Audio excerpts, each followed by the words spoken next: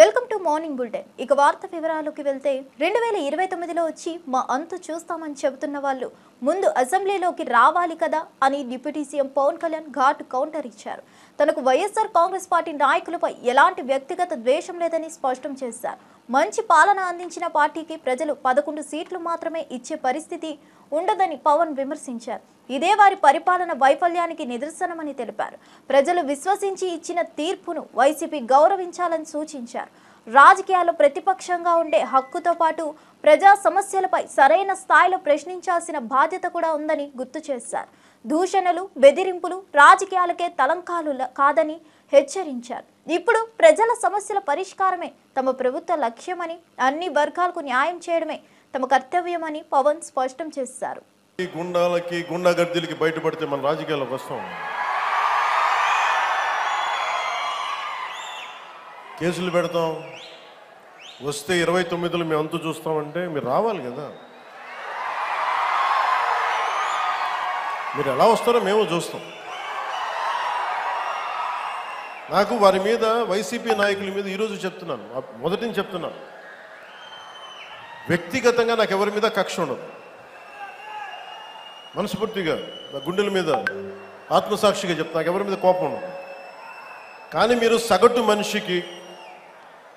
సగటు మనిషిలో, ఈ దేశంలో ఉన్న సగటు మనిషికి, సగటు మధ్యతరగతి మనిషికి, సగటు రైతుకి, సగటు యువకుడికి, సగటు యువతకి మీరు కనుక భయభ్రాంతుల్ని క్రియేట్ చేస్తే దాన్ని ఎదుర్కొనే కదా ఇక్కడ దాకా వచ్చాం. మీకు 151 సీట్లు వచ్చినప్పుడు కదా, నేను 2 చోట్ల ఓడిపోయినప్పుడు కదా మేము ఎదుర్కొని బలంగా నిలబడింది. అంటే గుండెల్లో ఎంత దమ్ము ఉండాలి, రక్తంలో ఎంత వేడి ఉండాలి మీలాంటి వాళ్ళు తట్టుకోవాలంటే. నాకు తెలిసిన సినిమాల నుంచి వచ్చినవాడిని, సినిమాలో డైలాగులు చెప్పను నేను. కుత్తుకలు కోసేస్తాం, మిడకాయలు కోసేస్తాం అంటే కోయడానికి మేమేమన్నా చొక్కా ఇప్పి చూపిస్తామా?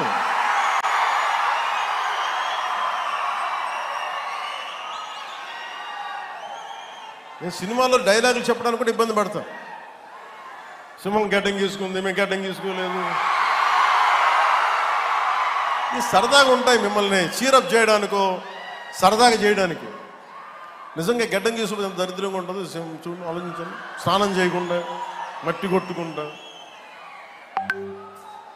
అంటే ఇవన్నీ ఏంటంటే సినిమాల్లో చెప్పిన డైలాగ్. కాంగ్రెస్ పార్టీ సామాజిక న్యాయ సమరభేరి సభ నిర్వహించే అర్హతే లేదని కేంద్ర హోంశాఖ సహాయ మంత్రి బండి సంజయ్ మండిపడ్డారు. దేశాన్ని అర్ధ శతాబ్దానికి పైగా పాలించిన ఒక్క బీసీని ప్రధాని లేదా సీఎం చేయని కాంగ్రెస్ ఇప్పుడు ఏ న్యాయంతో బీసీలపై మాట్లాడుతున్నదని ప్రశ్నించారు.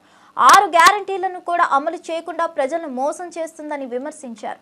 మల్లికార్జున ఖర్గే ఈ అంశాలపై సమాధానం చెప్పాలని, లేకపోతే సభకు సామాజిక అన్యాయ సమరభేరి అనే పేరే పెట్టుకోవాలని ఎద్దేవా చేశారు. వేములవాడ నియోజకవర్గం మరిమడ్ల గ్రామంలో 5 కోట్ల అభివృద్ధి పనులకు శంకుస్థాపన చేసిన అనంతపురం బండి సంజయ్ మాట్లాడుతూ బీసీ నేతలైన పొన్నం ప్రభాకర్కు మంత్రి పదవి ఇచ్చారని చూపిస్తూ మిగిలిన బీసీలకు మంత్రి పదవులు ఎందుకు ఇవ్వలేదని నిలదీశారు. యూరియా కొరతపై కాంగ్రెస్, బీఆర్ఎస్ కావాలనే కేంద్రాన్ని బద్నాం చేస్తున్నాయని ఆరోపించారు. అడిగిన దానికన్నా ఎక్కువగా యూరియా ఇచ్చిన కేంద్రాన్ని తప్పుపట్టడం ఏమంటూ కాంగ్రెస్ తతంగాలపై విమర్శలు గుప్పించారు. రాష్ట్ర ప్రభుత్వమే వాస్తవాలను ప్రజల ముందుంచాలని డిమాండ్ చేశారు. ఈరోజు వేములవాడ నియోజకవర్గం మరిమడ్లలో ఏకలవ్య మోడల్ రెసిడెన్షియల్ స్కూల్లో కేంద్ర ప్రభుత్వ నిధులైనటువంటి 5 కోట్ల రూపాయల నిధులతోని ఇక్కడ ఈ పాఠశాలలో విద్యార్థులందరికీ అన్ని సౌకర్యాలు కల్పించాలనే ఉద్దేశంతో 5 కోట్ల రూపాయల నిధులతోని అభివృద్ధి పనులను ప్రారంభించడం జరిగింది. చుట్టూ కాంపౌండ్ వాళ్ళు, క్వార్టర్స్, రోడ్స్, లైట్లకు సంబంధించి కానీ ఇతర అనేక ల్యాబ్స్ సంబంధించి అన్ని రకాల సౌకర్యాలు కల్పించాలనే ఉద్దేశంతో ఈరోజు ప్రారంభోత్సవం చేయడం జరిగింది. దాంతోపాటు విద్యార్థుల యొక్క ఇబ్బందులు దృష్టిలో ఉంచుకొని నా ఎంపీ నిధుల నుంచి ఇక్కడ సోలార్ ప్లాంట్ కూడా పెట్టాలని చెప్పి నిర్ణయించుకోవడం జరిగింది. సోలార్ ప్లాంట్, దాంతోపాటు డిజిటల్ బోర్డ్స్ వాళ్ళకి లేవు కాబట్టి డిజిటల్ బోర్డ్స్ సోలార్ ప్లాంట్ కూడా ఎంపీ నిధులు కూడా పెట్టించే ప్రయత్నం చేస్తా ఉన్నాం. దేశవ్యాప్తంగా ఎస్టీ నియోజకవర్గాలకు సంబంధించి ఎక్కువ పాపులేషన్ అంటే 20,000 జనాభా ఉన్నటువంటి ఆ ప్రాంతంలో ఏకలవ్య మోడల్ రెసిడెన్షియల్ స్కూల్ పెట్టని చెప్పి నరేంద్ర మోడీ గారి ప్రభుత్వం 2018లో నిర్ణయం తీసుకున్నది. దీనికి అనుగుణంగా దేశవ్యాప్తంగా 728 ఏకలవ్య మోడల్ రెసిడెన్షియల్ స్కూల్స్ ఏర్పడాలని చెప్పి ప్లాన్ చేసిన తర్వాత మనకి 708 స్కూళ్లకు ఆల్రెడీ శాంక్షన్ ఇచ్చారు, మంజూరు ఇచ్చారు. 500 పాఠశాలలు దేశవ్యాప్తంగా నడుస్తున్నాయి. 3,50,000 మందికి విద్యను అందించాలని చెప్పి ఉద్దేశంతో, నాణ్యమైన విద్య అందించాలనే ఉద్దేశంతో దీని ఈ స్కీమ్ ప్రారంభించడం జరిగింది. ఈ 500 పాఠశాలలో దాదాపు 1,40,000 మంది విద్యను అభ్యసిస్తున్నారు. దీంతో పాటు దీనిలో చదువుకునేటువంటి విద్యార్థులకు ఇవాళ పీజీ, దాంతోపాటు డిగ్రీ గాని, మెడిసిన్ గాని, ఇంజనీరింగ్ గాని చదువుకునే విద్యార్థులకు కూడా స్కాలర్షిప్స్ ఇస్తున్నాం. ఇతర దేశాల్లో చదువుకోవడానికి ఉత్సాహపడే విద్యార్థులకు కూడా స్కాలర్షిప్ ఇస్తూ ఇలా విద్యార్థులను ప్రోత్సహించే ప్రయత్నం ఇలా నరేంద్ర మోడీ గారు ప్రభుత్వం చేస్తున్నారు. గతంలో పాఠశాలలు లేవు. నవోదయ స్కూళ్లలో ఏ విధంగా మనం నాణ్యమైన విద్యను అందిస్తున్నామో ఏకలవ్య మోడల్ స్కూల్లో కూడా అటువంటి విద్యను అందించాలనే ఉద్దేశంతో ఈ పాఠశాలను ప్రారంభించడం జరిగింది. దానిలో సిరిసిల్ల నియోజకవర్గ జిల్లాలోని మరిబండలో కూడా రాష్ట్రంలో 60,000 ఉద్యోగాలు ఇచ్చామని చెప్పే రేవంత్ రెడ్డి మాటలు ఒట్టి బోగస్ అన్నారని బీఆర్ఎస్ నేత కె వాసుదేవరెడ్డి విమర్శించారు. అసలు నిజంగా ఉద్యోగాలు ఇచ్చుంటే నిరుద్యోగులు సెక్రటేరియట్ ను ముట్టడించేదే లేదన్నారు. తొలి ఏడాదిలోనే 2 లక్షల ఉద్యోగాలు ఇస్తామని హామీ ఇచ్చి మాట తప్పారని ధ్వజమెత్తారు. అసెంబ్లీలో జాబ్ క్యాలెండర్ విడుదల చేసినప్పటికీ అమలు చేయకుండా ప్రజలను మోసం చేస్తున్నారని మండిపడ్డారు. ఎన్నికల ముందు ఇచ్చిన హామీలను మరిచి వాస్తవాన్ని తప్పుదోవ పట్టించే ప్రయత్నం చేస్తున్నారని ఆరోపించారు. ప్రభుత్వం ఇచ్చిన ఉద్యోగ గణాంకాలపై స్పష్టత ఇవ్వాలని డిమాండ్ చేశారు. నిరుద్యోగుల ఆవేదనను తక్కువ చేయకుండా తక్షణమే నూతన నోటిఫికేషన్లు విడుదల చేయాలని సూచించారు. బీఆర్ఎస్ హయాంలో చేపట్టిన నియామక ప్రక్రియలతో పోలిస్తే కాంగ్రెస్ పాలన పూర్తిగా విఫలమైందని వాసుదేవరెడ్డి ఆగ్రహం వ్యక్తం చేశారు. నోటిఫికేషన్ వద్దని ధర్నాలు జరుగుతున్నాయి అంటుండు. అయ్యా ఈ రాష్ట్ర ముఖ్యమంత్రి గారు, మరి మీరు ఉద్యోగ నోటిఫికేషన్ల వద్దని ధర్నా జరిగితే నేడు ఈ రాష్ట్ర సచివాలయం ముట్టడికి విద్యార్థి నిరుద్యోగం చేసి ఎందుకు పిలిపించింది సమాధానం చెప్పగలరా? ఇది వాస్తవమేనా? ఆనాడు మీరు అశోక్ నగర్ కు మీ నాయకుడు రాహుల్ గాంధీని వెంట పెట్టుకుని పోయినప్పుడు ఇవన్నీ గుర్తులేవా? అవన్నీ అప్పుడే మర్చిపోయినరా? నిరుద్యోగ విద్యార్థి నాయకులందరూ కూడా మాకు జాబ్ నోటిఫికేషన్లు ఇవ్వండి, ఉద్యోగాలు ప్రకటించండి అని చెప్పి మహాప్రభు అని చెప్పి వారు వేడుకుంటా ఉన్నారు. ఇలా మీరు ఆనాడు నిండు అసెంబ్లీలో జాబ్ క్యాలెండర్ ప్రకటించిండ్రు. ఈ జాబ్ క్యాలెండర్ లో ఒక్క జాబ్ కైనా నోటిఫికేషన్ ఇచ్చారా అని నిరుద్యోగుల పక్షాన బీఆర్ఎస్ పార్టీ ప్రశ్నిస్తున్నది. మీరు గొప్పగా చెప్పిండ్రు కదా, మీరే కదా అసెంబ్లీలో జాబ్ నోటిఫికేషన్ రిలీజ్ చేసింది. ఇందులో ఒక్కటంటే ఒక్కటి నోటిఫికేషన్ ఇవ్వగలిగినరా? మీరు ఇచ్చిన జాబులండి ఇలా చాలా సందర్భాలలో మేము టీవీ డిబేట్ల వేదికల ద్వారా కూడా చెప్పినాం. మీరిచ్చిన జాబ్స్ దాదాపు 19 నెలల కాలంలో మీరిచ్చిన ఉద్యోగాలు 11,033 మాత్రమే. అవి ఎక్కడెక్కడ అంటే గ్రూప్ 1 నోటిఫికేషన్ లో మేము 503 ఇస్తే మీరు దాన్ని రద్దు చేసి 60 ఉద్యోగాలు యాడ్ చేసిండ్రు. ఏపీ హోంమంత్రి అనిత విశాఖపట్నం మహారాణిపేటలోని జగన్నాథ స్వామి ఆలయాన్ని సందర్శించారు. స్వామివారికి ప్రత్యేక పూజలు నిర్వహించి పట్టు వస్త్రాలు సమర్పించారు. ప్రతి ఏటా ఈ ఆలయాన్ని దర్శించుకోవడం తన ఆనవాయితీగా అని హోంమంత్రి పేర్కొన్నారు. జగన్నాథుని కృపతో రాష్ట్రంలో శాంతి భద్రతలు, ప్రజల సంక్షేమం మరింత బలోపేతం కావాలని ఆకాంక్షించారు. ఆలయ పరిసరాల భక్తుల కోసం తీసుకుంటున్న ఏర్పాట్లను పరిశీలించిన అనంతరం స్థానిక అధికారులు ఆలయ కమిటీతో మాట్లాడారు. అనంతరం మీడియాతో మాట్లాడుతూ రాష్ట్ర ప్రభుత్వ భక్తి నమ్మకాలకు పెద్దపీట వేస్తుందని చెప్పారు. అలాంటి అనుభూతిని జగన్నాథుని దర్శనంతో మళ్లీ పొందానన్నారు.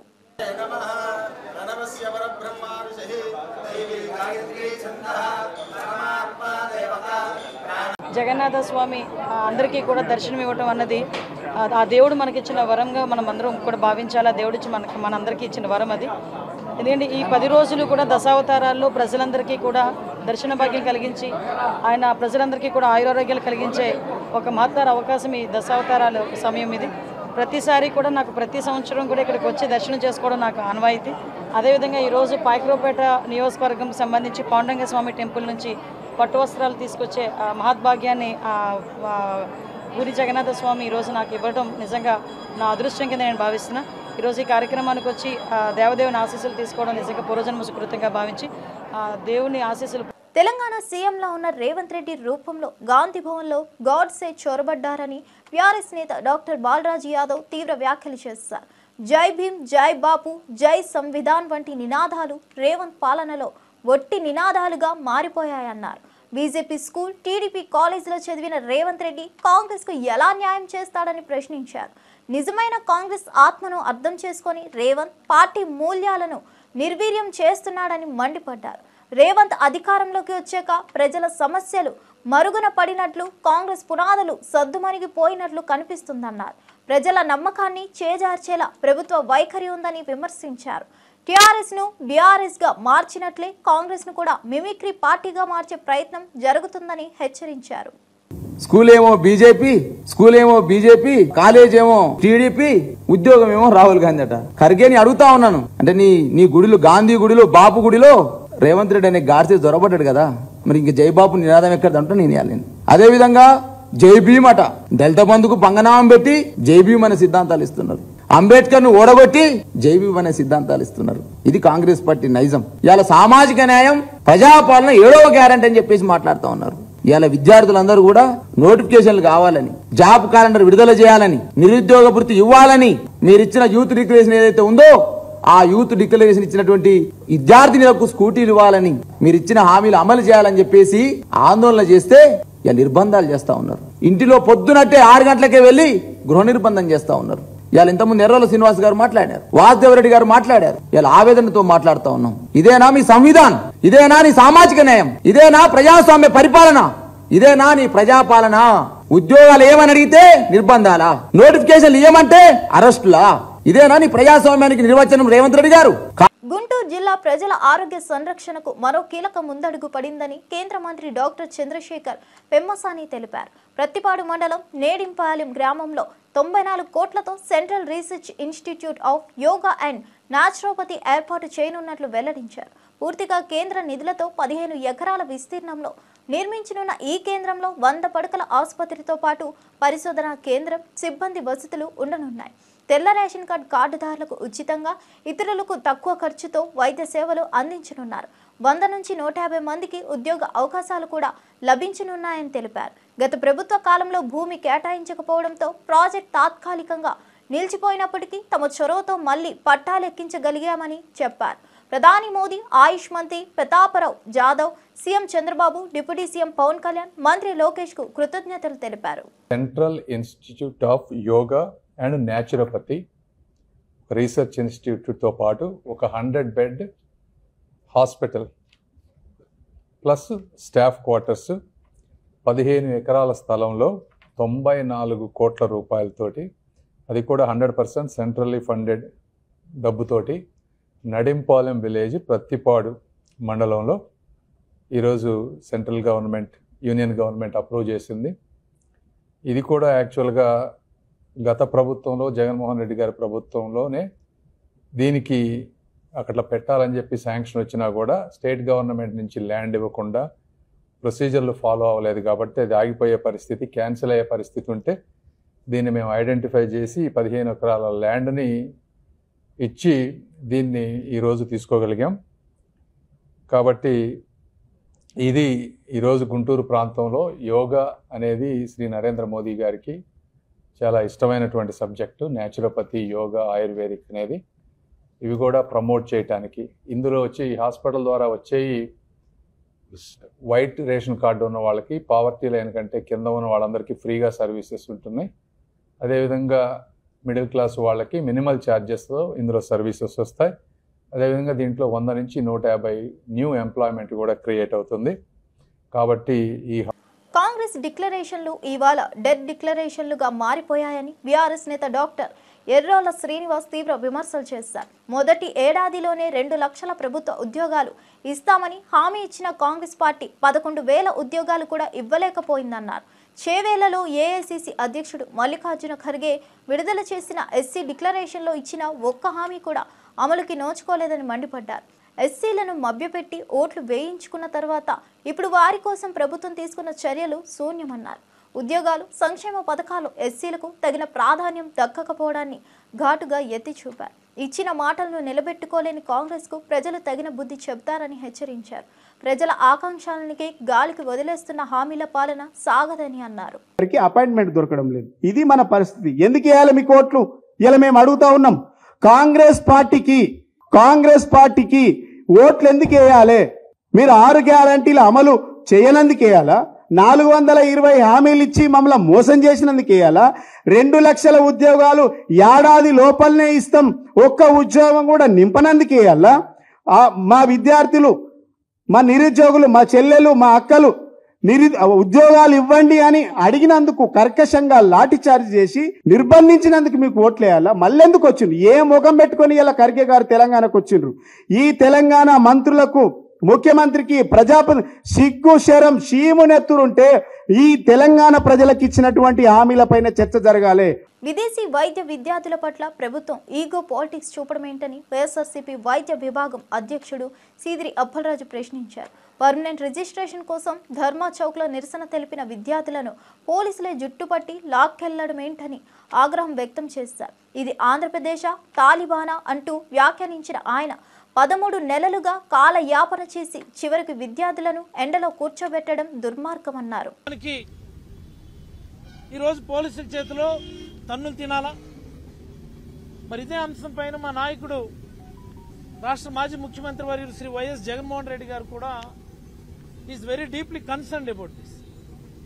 ఆ ఫారెన్ మెడికల్ గ్రాడ్యుయేట్స్తో కూడా మాట్లాడి భరోసా ఇచ్చి మమ్మల్ని అందరినీ కూడా ఏపీ మెడికల్ కౌన్సిల్ చైర్మన్ అలాగే రిజిస్ట్రార్ను కలిసి పరిస్థితిని వివరించి తక్షణమే దీనిపైన చర్యలు తీసుకోమని చెప్పి మమ్మల్ని అందరిని ఆదేశించడం జరిగింది. దానిలో భాగంగా మేమంతా యూనివర్సిటీకి వచ్చి మెడికల్ కౌన్సిల్ ఏపీఎంసీ చైర్మన్ అలాగే రిజిస్ట్రార్కి వినతి పత్రం ఇచ్చాం. వైఎస్ఆర్ కాంగ్రెస్ పార్టీ తరఫున చాలా స్పష్టంగా మేము డిమాండ్ చేస్తా ఉన్నాం.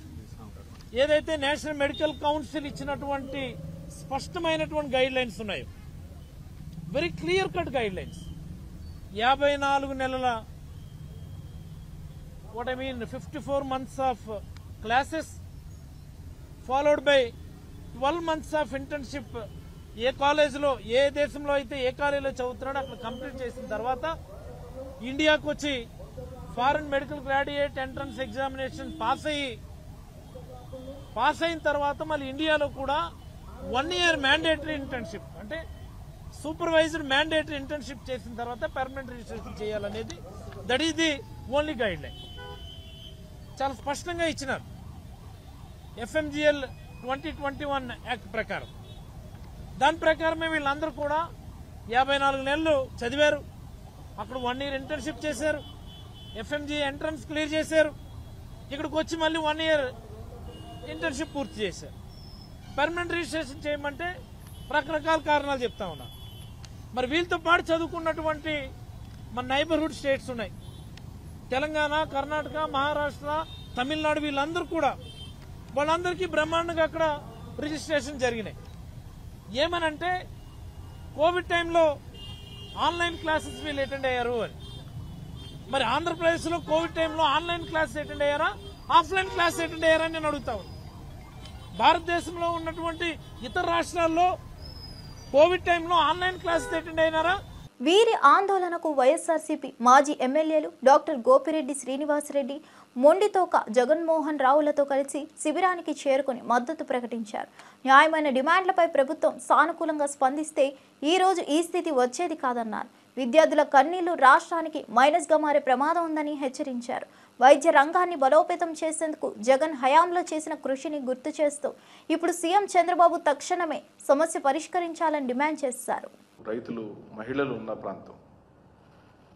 ఓ కుటుంబ పరామర్శకు వెళుతున్న సందర్భంలో మేము పలానా తేదీకి పలానా సమయంలో పలానా చోట బయలుదేరి పలానా చోటుకి వెళుతున్నాము అని ఓ మాజీ ముఖ్యమంత్రి గారు ఈ రాష్ట్ర ప్రభుత్వానికి సమాచారం ఇచ్చి కేంద్ర కార్యాలయం నుండి తగు విధమైన రక్షణ వ్యవహారాలను కట్టుదిట్టంగా ఏర్పాటు చేయమని పొదిలి వెళ్ళినప్పుడు ఇలాగనే జరిగింది, అంతకుముందు శ్రీకాకుళం వెళ్ళినప్పుడు ఇలాగే జరిగింది, అనంతపురం జిల్లాకి వెళ్ళినప్పుడు ఇలాగే జరుగుతుంది, ఆయనకి ప్రమాదం పొంచి ఉంది అని మేము పదే పదే ఈ రాష్ట్ర ప్రభుత్వానికి వినతి పత్రాలు ఇస్తున్నప్పుడు ఏ ఒక్కరోజు స్పందించని ఈ ప్రభుత్వం పల్నాడు పర్యటనకు వెళ్ళేటప్పుడు కూడా ఉదాసీన వైఖరిని అవలంబించింది. ఇంకా పైగా ట్రాఫిక్ క్లియర్ చేయకుండా కావాలని ఒత్తిడి జరగాలని ప్రజలు ఇబ్బంది పడాలని జగన్మోహన్ రెడ్డి యొక్క పర్యటన సజావుగా సాగకూడదని ఎక్కడ కూడా ట్రాఫిక్ని క్లియర్ చేయకుండా ఆయన ఇబ్బంది పాలు చేశారు. ఇది కేవలం అసూయతో కక్షతో జగన్ అంటే ద్వేషంతో జరిగిన ఓ కుట్రపూరితమైన వ్యవహారం. ఎందుకండి నువ్వు పరామర్శించవు, నువ్వు పట్టించుకోవు, ఈ రాష్ట్రం ఏమైపోయినా నీకు సంబంధం లేదు, అమరావతిలో భూముల వ్యాపారం జరిగితే చాలు, నీ అనునాయులకు భూములు కట్టబెడితే చాలు, నువ్వు అలజడి సృష్టించడం. వైఎస్ జగన్ భద్రతా విషయంలో ఏపీ ప్రభుత్వం హైకోర్టులో అడ్డంగా దొరికిపోయిందని వైఎస్ఆర్సీపీ అధికార ప్రతినిధి కారుమూరి వెంకటరెడ్డి తీవ్రంగా మండిపడ్డారు. జెడ్+ భద్రత ఇస్తున్నామని చెప్పే ప్రభుత్వం రోప్ పార్టీ ఎందుకు ఏర్పాటు చేయలేదని హైకోర్టు ప్రశ్నించగానే ప్రభుత్వం లాయర్కు బిక్కమోహన్ వేసిందని ఎద్దేవా చేశారు. ప్రతిపక్ష నేతకు అవసరమైన పూర్తి భద్రత కల్పించాల్సిన బాధ్యత ప్రభుత్వం మీదే ఉందని గుర్తు చేశారు. రాజకీయ వేధింపుల ద్వారా జగన్ భద్రతను తగ్గించేందుకు కుట్ర జరుగుతుందని ఆరోపించారు. ఇది ఏకంగా ప్రజాస్వామ్యంపై దాడిగా భావించాలన్నారు. ఒక పక్షాన వైఎస్ఆర్సీపీని లక్ష్యంగా చేసుకుంటూ కేసులు నమోదు చేస్తూనే మరోవైపు ప్రతిపక్ష నేతకు తగిన భద్రత లేకుండా చేయడం అసహకార్యం అన్నారు.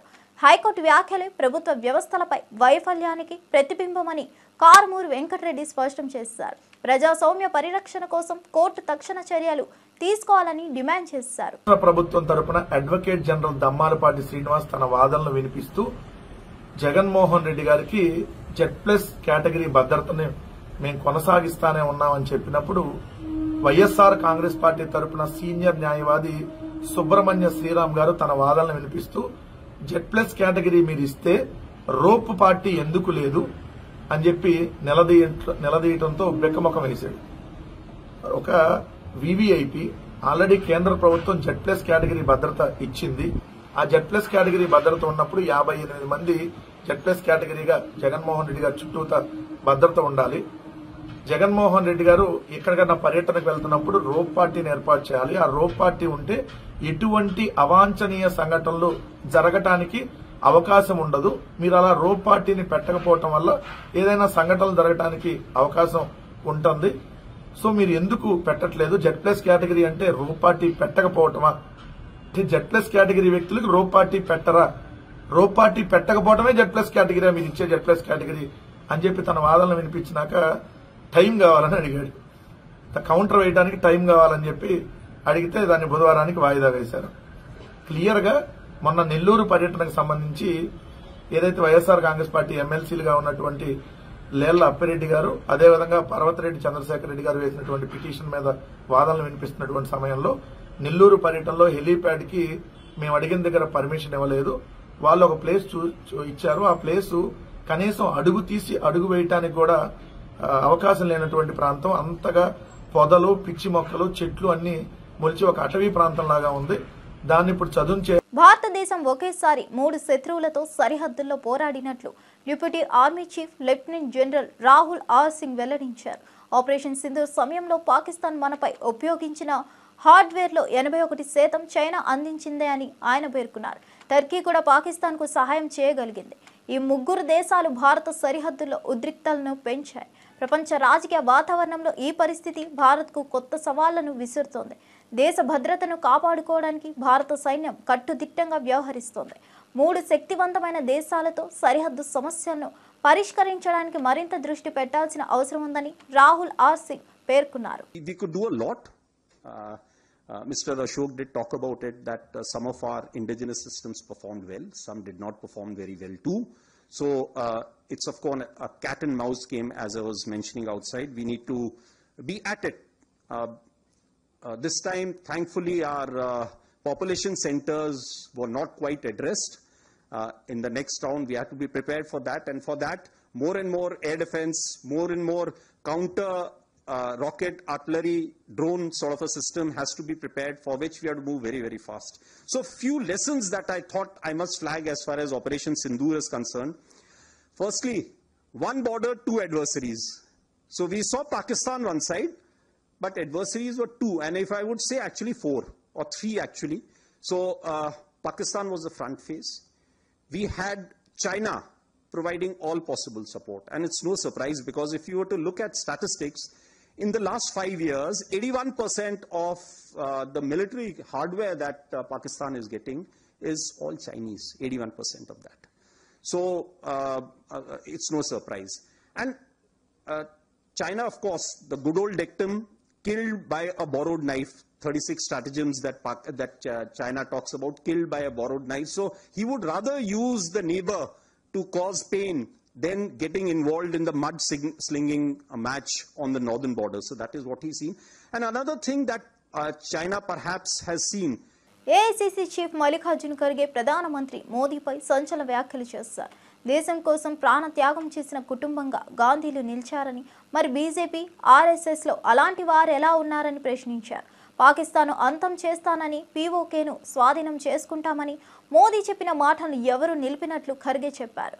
ఆపరేషన్ సింధును ఎందుకు ఆపేశారు?